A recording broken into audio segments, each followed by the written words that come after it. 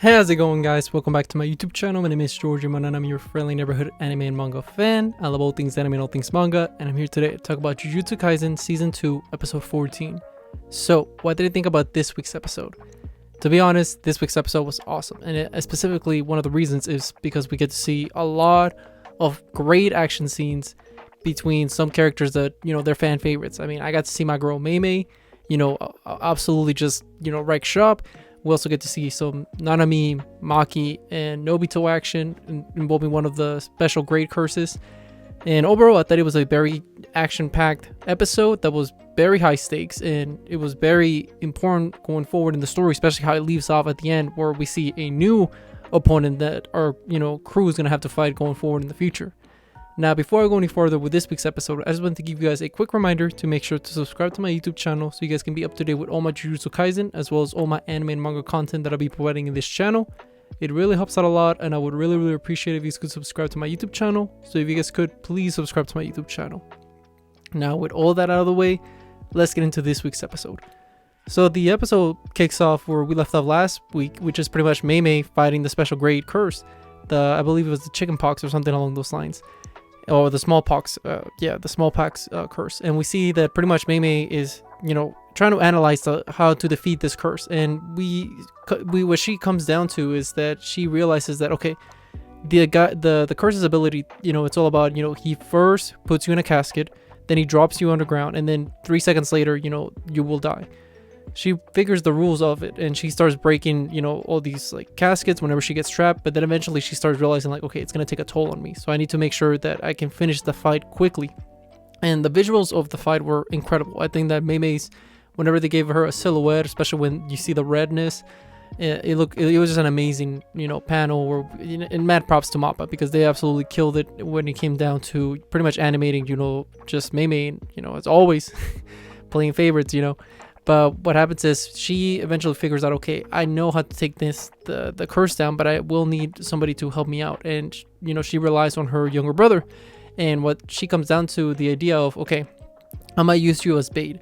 And you might be killed in the domain when you get captured in it, but it's okay. Like, I'll make sure you're fine. And she even tells him, like, will you die for me? And he's like, of course. So he's the bait, and he uses his curse energy to, amplify himself to make it so, he's the person with the biggest curse energy. So therefore the auto aim, attacks him, and he gets, trapped in the domain expansion. And while all that is happening, we see that Mei Mei, she proceeds to, cut off the curse's arms. And we also see that he has a simple domain, so he's able to counter that domain expansion as well. And what we see going forward is that pretty much Mei Mei, the curse is pissed off. It's like, how dare you? And like he tries to attack Mei Mei. Mei Mei quickly just dispatches a crow and demolishes the curse. And we find out that these crows that Mei Mei uses are actually, like kamikaze attacks. They're just suicide bombers pretty much. And we see that pretty much how it works is they give away their entire life worth, and all that curse energy just explodes. So, and she does state something very interesting where she says that the only person that's been able to pretty much withstand these blasts has been Gojo himself. So that's very powerful. A lot of curse energy flowing through there, and it makes sense. I mean, she was able to, kill a special grade curse with ease, I would say. So mad props to Mei Mei, awesome. Gotta love the gothic mommy, you know what I'm saying? But, after she defeats the curse, she, points all her attention at Geto, or should I say King Jaku. And we see that she's like, okay, let's settle this down. Like, now it's just me and you. So what about it? And, you see King Jaku's like, all right, let's get down. And that's how it ends. You see them kind of stare down at each other, but we don't see an actual fight. And yeah, I think it was a great showing for Mei Mei. Once again, showing why she's one of the best sorcerers in the world currently. And yeah, just badass, females. We gotta love them, right? And continuing on, we catch up with the other squad, which is Nanami's squad, and we see that he's being accompanied by Maki and Nobito, the head clan of the Zenin clan.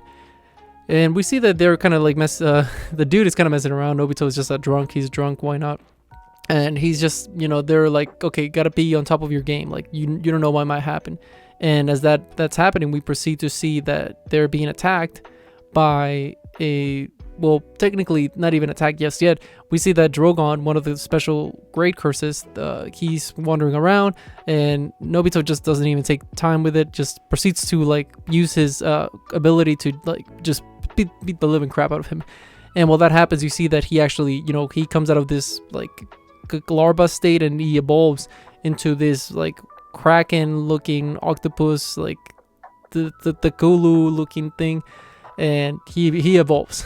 He DG evolved, and we see that Drogon eventually starts like fighting them, and they all have to team up pretty much, because the Drogon is very durable, at least from what they can see, because Nobito is landing all these hits, nothing's really happening. And we see that he's actually being able to summon a bunch of water everywhere.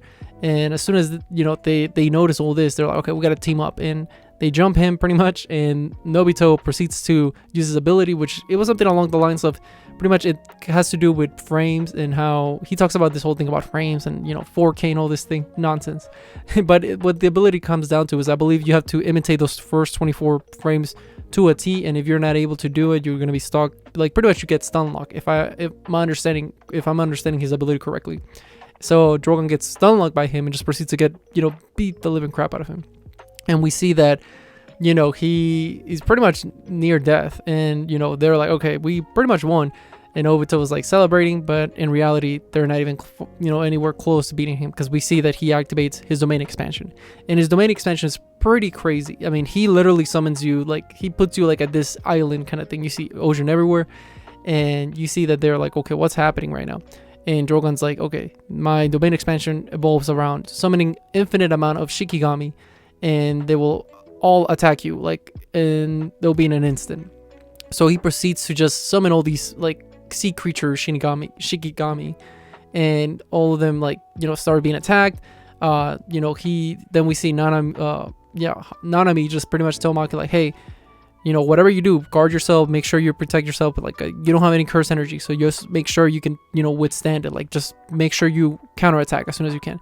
And Maki's like, what are you talking about? And then we proceed to see just the chaos that unfolds, because we see that Nanami starts being attacked by all these sea creatures, and he literally like he's tanking them, but it's taking a toll. I mean, that's a lot of like damage he's taking at once, and we see that things are going pretty bad for the good guys. Like, to be frank, they're not having a good time at all.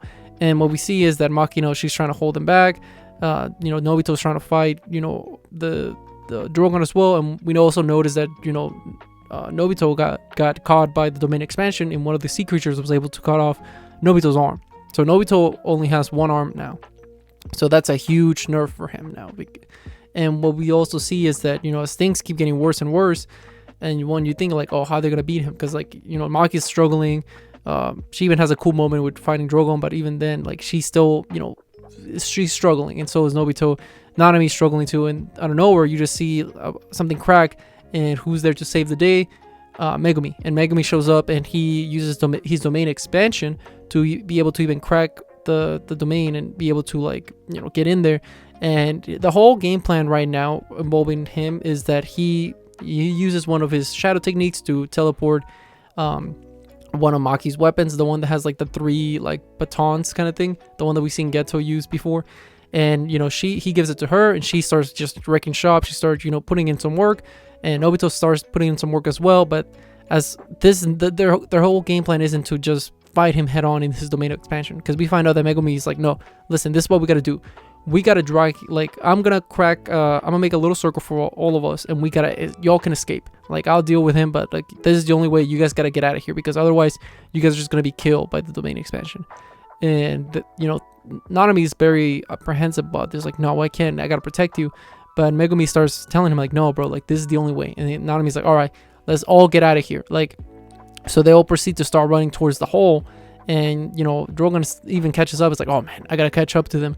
And right before you see them even get to the hole, you see everybody get shocked. And why are they shocked? Because they see somebody that from the outside coming into the domain, and that is Togi. Like, Togi, just my man, the mad lad that he is, jumps right in. And if you guys remember correctly, his command was kill every sorcerer you see. So this is not looking good at all for the crew at all, because now they're already dealing with Drogon. Now they're dealing with Togi, and it's not gonna look good at all for the good guys going forward in the story. But yeah, that's how the episode ends. And overall, I think that the episode did a great job. It was very action packed. It was very fast paced. And we get to see a lot of more love for some of our fan favorites. You know, we get to see Maki being awesome. We get to see Nanami being awesome. Mei Mei got some, you know, great screen time and a good fight, you know. And just overall, I thought it was very good also seeing just how powerful Dagon is. I mean, his domain expansion is kind of nuts. You know, you just summon piranhas or any sea creature and can just attack you at once, like in a blink of an eye. Yeah, it's just mad. Like, I think it's just so sick and so cool. But with all that being said, what did you guys think about this week's episode? Did you guys love it? Did you guys hate it? Did you guys thought it was alright? Whatever you guys thought, let me know in the comment section down below. Also, thank you so much for sticking all the way to the end of the video. I really appreciate it. And don't forget to like, comment, and subscribe to my YouTube channel for more Jujutsu Kaisen, as well as more anime and manga content in the near future. But yeah, with that being said, I hope you guys have a great rest of your day. Bye bye.